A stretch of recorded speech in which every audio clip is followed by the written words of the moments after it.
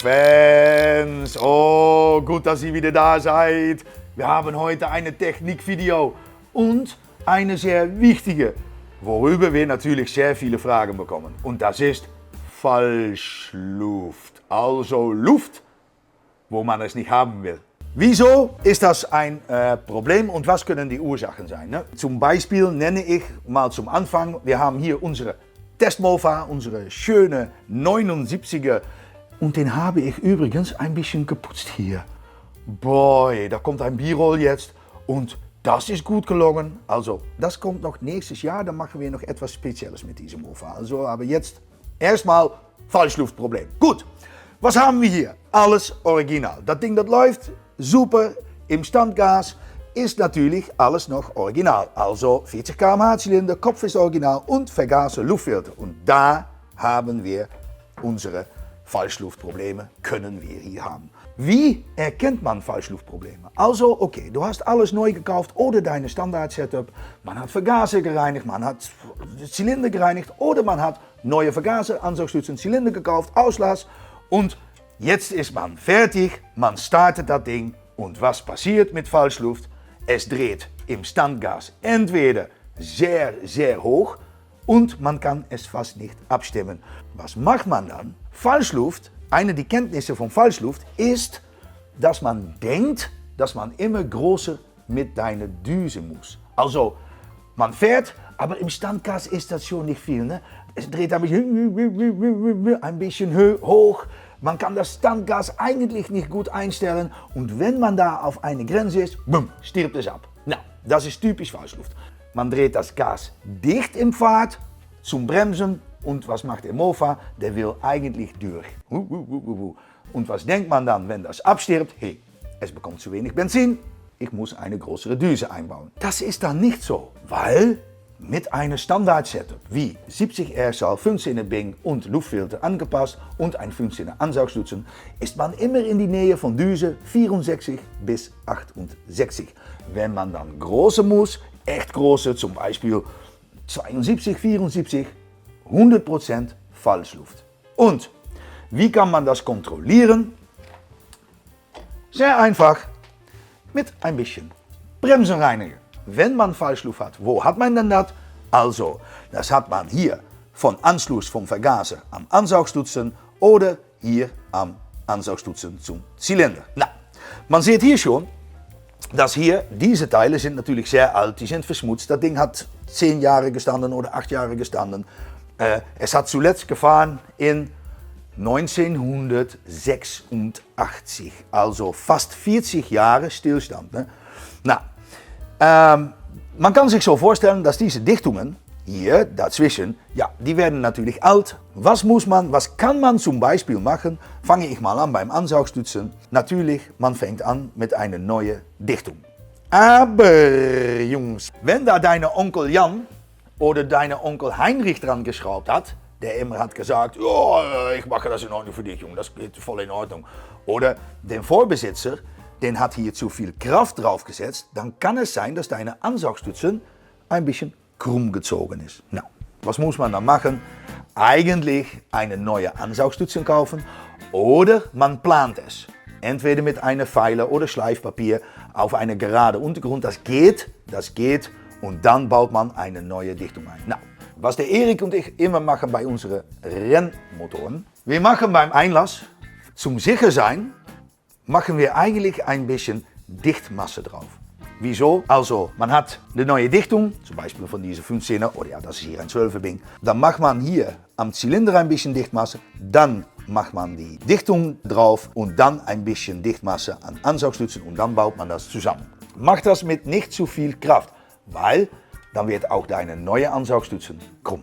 Dann habe ich hier meine Bremsenreiniger. Okay.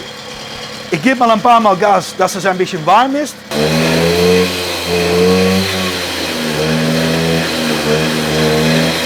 Na, ganz Vollgas. Oh, es ist warm. Okay. Jongens, ich fange mal an beim Ansaugstutzen.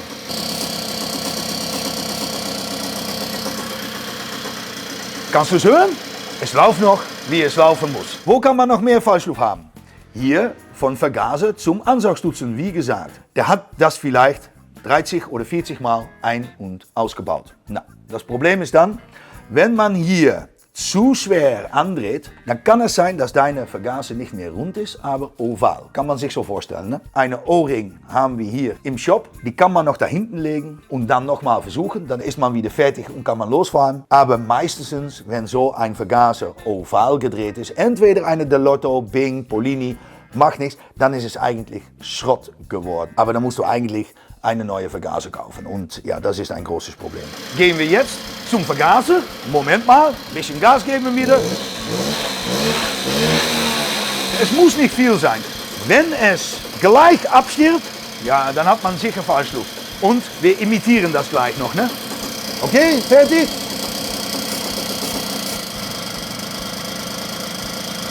Man hört jetzt, dass es etwas niedriger dreht, aber es stirbt nicht ab. Also, eigentlich, das ist die Kühlung. Der Vergaser ist jetzt nicht mehr fest. Und man sieht eigentlich schon, dass es noch immer läuft. Dann weiß man, dass alles eigentlich voll in Ordnung ist. Also, machen wir das noch einmal, Jungs.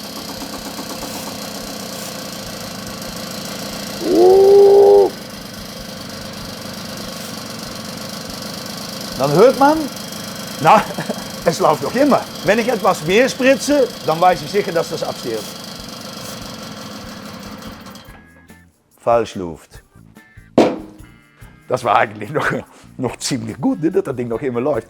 Aber jetzt sieht man, wenn man gleich spritzt, wie ich vorher gemacht habe, ja, dass das eigentlich gleich abstirbt. Ich mache meine Vergaser wieder fest. Ich kann natürlich das gleiche testen mit Ansaugstützen, aber ich denke, es ist schon ein bisschen deutlich. Hat nichts zu machen mit Kupplung oder Zündung, hat nichts damit zu machen. Man kann natürlich auch noch Falschluft haben beim Zylinderfuß und Zylinderkopf, natürlich auch noch Falschluft haben. Man kann auch noch Falschluft haben im Motor, wenn da eine Zimmering leck ist. Meistens passiert das hier öfter am Zündungsseite. Man kann sich so vorstellen, wenn das hier, natürlich diese Zimmering, wenn das nicht gut abdichtet, dann kommt da Luft via diese Einlass und hier im Gehäuse kommt in deinen Brennraum im Zylinder. Und man kann sich so vorstellen, das ist nicht gut. Was kann eine Ursache sein, dass eine Simmering natürlich leckt? Ein Lager, was viel Verschlies hat, das sieht man hier natürlich nicht. Da kann man sich so vorstellen, dass diese Kurbelwelle natürlich in Unbalance kommt. Und dann kann man sich so vorstellen, dass das hier auch oval wird. Ja, und dann leck. Also fast immer, entweder er ist einfach alt und trocken oder ausgetrocknet. Entweder eine kaputte Lager kann auch Ursache sein. Auch wenn man einen Zylinder einbaut und man will kein Falschluft hier am Zylinderfuß haben, macht das alles hier natürlich gut sauber. Ne? Das ist einer unserer Rennmotoren, sehe ich jetzt. Das sind die Überströme, die sind hier auch bearbeitet. Wenn du das machst, hier ist es natürlich sehr dünn, immer Fußdichtung einbauen mit Dichtmasse, Jungs. Hier muss echt Dichtmasse dran. Hier ist das überall so dünn. Also, Puchfans, ja, ich hoffe, es war interessant heute. Ich kann weiter nichts mehr hinzufügen. Vielleicht hat jeder von unseren Zuschauern oder Puchfans vielleicht noch Tipps und Tricks, um noch etwas anders Falschluft zu checken. Also, schreibt das einfach hier in die Kommentare.